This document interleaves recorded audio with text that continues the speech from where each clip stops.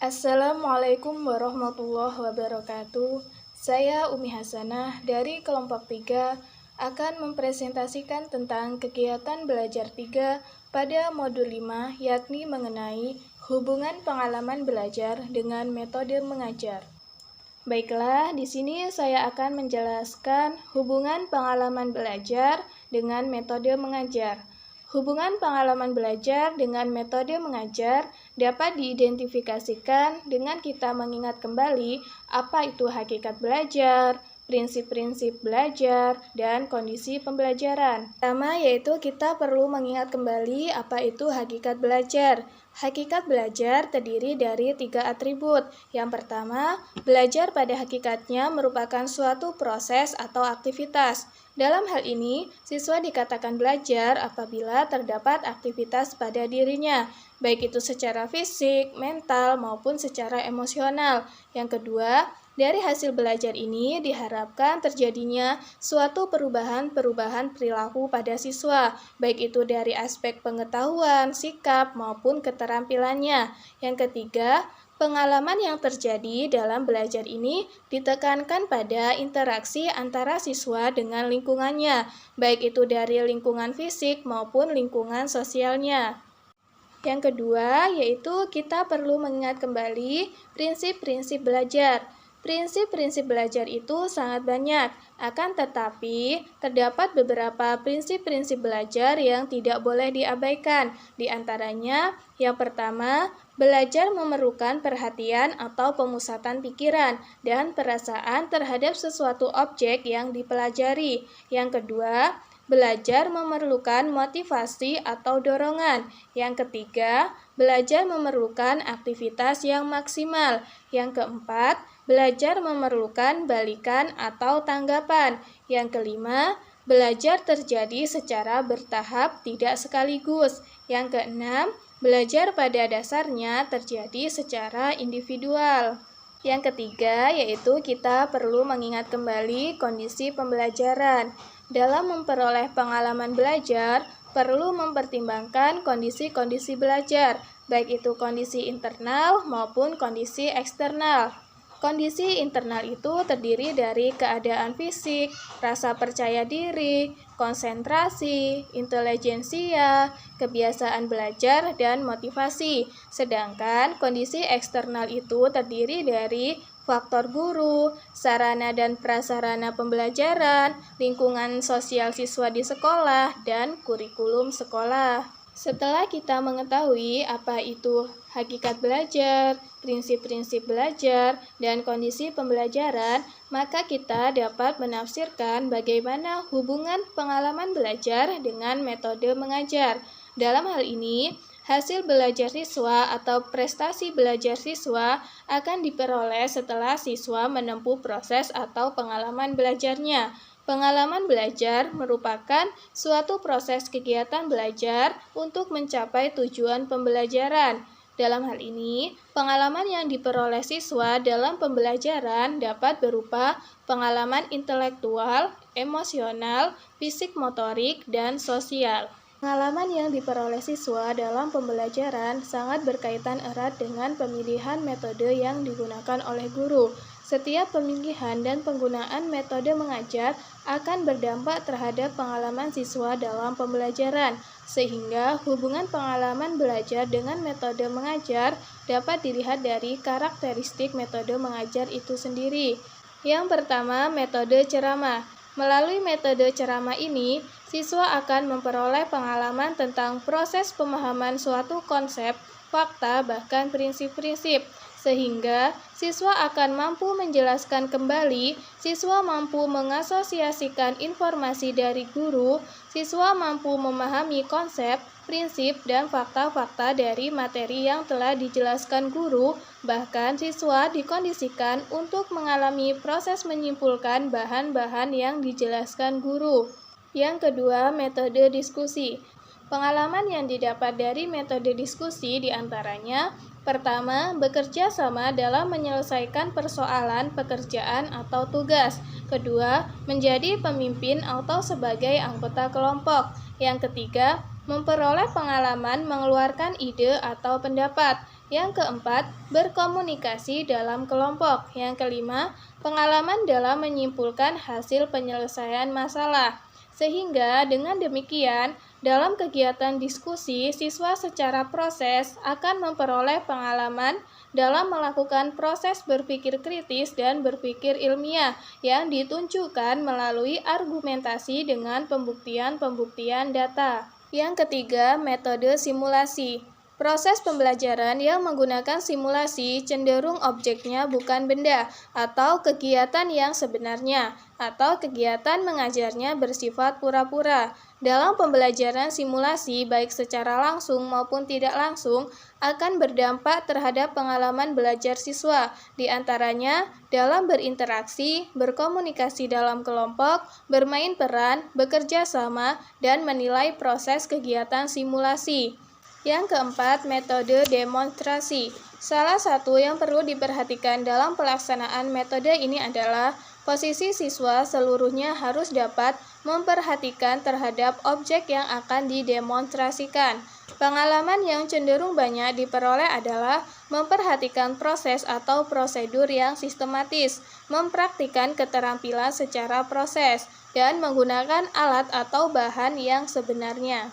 Yang kelima, metode eksperimen. Metode eksperimen merupakan salah satu metode mengajar dalam pembelajaran yang materinya disajikan atau dibahas melalui percobaan atau mencobakan sesuatu serta mengamatinya secara proses. Dampak pengalaman yang diperoleh dari metode ini hampir sama dengan yang diperoleh dari metode demonstrasi. Tetapi, dalam eksperimen, selain dari pengalaman demonstrasi, juga akan diperoleh pengalaman membanding-bandingkan dengan hasil eksperimen yang lain, mendiskusikan apabila ada perbedaan dan kekeliruan, menemukan sesuatu konsep, dan membuktikan sesuatu secara proses. Yang keenam yaitu metode karya wisata. Dampak yang diperoleh dari metode karya wisata yaitu bersosialisasi, bekerja sama, berinteraksi, mengamati, dan menilai objek, memberikan kesempatan pada siswa untuk memperoleh pengalaman nyata, praktis, dan konkret. Belajar dengan rasa senang, mencoba memberikan masukan untuk sekolah dan dekat dengan lingkungan. Untuk selanjutnya, saya juga akan mempresentasikan tentang kegiatan belajar 1 pada modul 6, yakni mengenai hakikat, fungsi, dan peranan media pembelajaran. Yang pertama, di sini saya akan menjelaskan mengenai hakikat media pembelajaran. Menurut Heinrich dan kawan-kawan, media merupakan alat saluran komunikasi.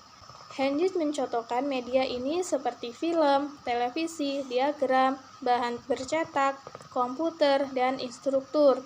Contoh media tersebut bisa dipertimbangkan sebagai media pembelajaran jika membawa pesan-pesan dalam rangka mencapai tujuan pembelajaran. Heinrich juga mengaitkan hubungan antara media dengan pesan dan metode dalam proses pembelajaran yang digambarkan dalam bagan di samping. Bagan di samping menunjukkan bahwa dalam proses pembelajaran itu terdapat pesan-pesan yang harus dikomunikasikan. Pesan tersebut biasanya merupakan isi dari suatu topik pembelajaran. Pesan-pesan tersebut disampaikan oleh guru kepada siswa melalui suatu media dengan menggunakan prosedur pembelajaran atau yang disebut dengan metode. Media sangat berperan dalam proses pembelajaran. Kegiatan pembelajaran pada hakikatnya merupakan suatu proses komunikasi. Dan untuk lebih jelasnya, perhatikan bagan berikut ini. Dalam bagan tersebut dapat dijelaskan bahwa dalam proses komunikasi, biasanya guru berperan sebagai komunikator yang bertugas menyampaikan pesan atau bahan ajar kepada siswanya. Siswa dalam hal ini bertindak sebagai penerima pesan. Agar pesan atau bahan ajar yang disampaikan oleh guru dapat diterima oleh siswa, maka diperlukan suatu wahana atau penyalur pesan, yaitu melalui suatu media pembelajaran. Akan tetapi, dalam sistem pembelajaran yang modern saat ini, siswa tidak hanya berperan sebagai komunikan atau penerima pesan. Bisa saja siswa bertindak sebagai komunikator atau penyampai pesan.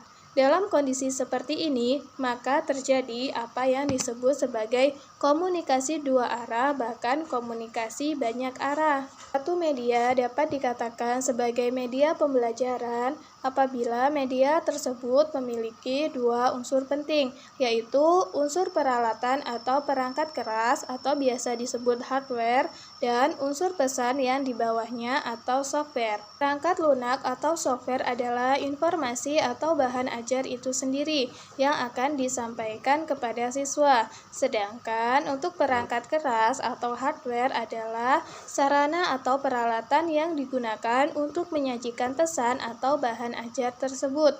Untuk lebih jelasnya mengenai media pembelajaran dapat dicontohkan dengan pesawat televisi.